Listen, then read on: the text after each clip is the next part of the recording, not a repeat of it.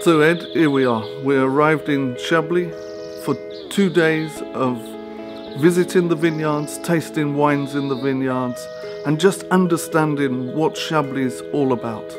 Went from sort of vineyard to vineyard. We started with the Grand Crus at Leclerc and tried the wines there, and obviously seeing, even though they're very short distances apart, you know, some up to probably, some could be within sort of 50 metres up to 400 metres. There's definitely a real difference between what one row of vines offers you and what the other does, and to sort of see that row upon row is it's really special stuff. It can change from, you know, 1 metre to the next, and it obviously comes across in the wine they make in sort of every individual bottle, really. With all the vineyards we've been to, it's been such a difference going from one vineyard to another vineyard, with all the different types of soil that we've encountered, the different growing techniques, whether what we're using is organic or whether or not it's been chemically treated as well. You can really just tell, just from looking at the vines and the state of the soil, what sort of production is going on there. It's been incredible.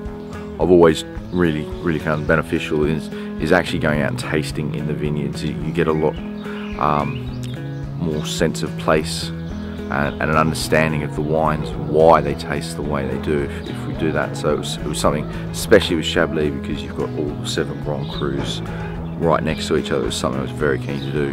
The blend that we did yesterday, we sat down and blended all the wines back. It's definitely going to work in the restaurant a lot, because for myself and Pope especially, being on the restaurant floor and knowing why we chose each individual part of the 3 Chablis to put into one, it definitely helps us get our points across, and it also gives maybe the customer a bit more, you know, information about what Chablis is amazing for and why we blended that back instead of keeping them as individual sort of appellations, really.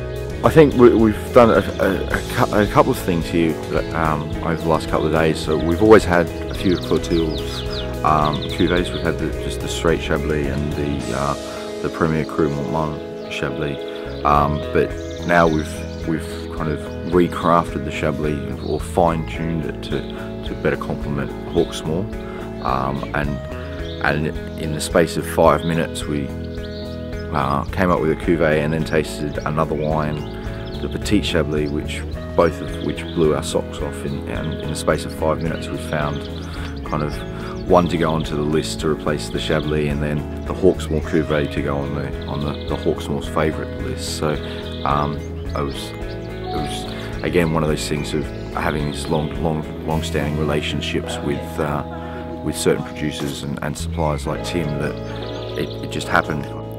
What a great time we've had in Chablis. All our dreams have been realised. We drank Grand Cru Chablis in the vineyards. We came back to the winery looking to taste some of Clotilde Chablis, to choose one.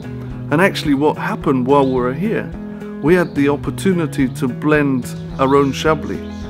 And it just came together, and in one go we managed to create a Chablis for the boys at Hawksmoor.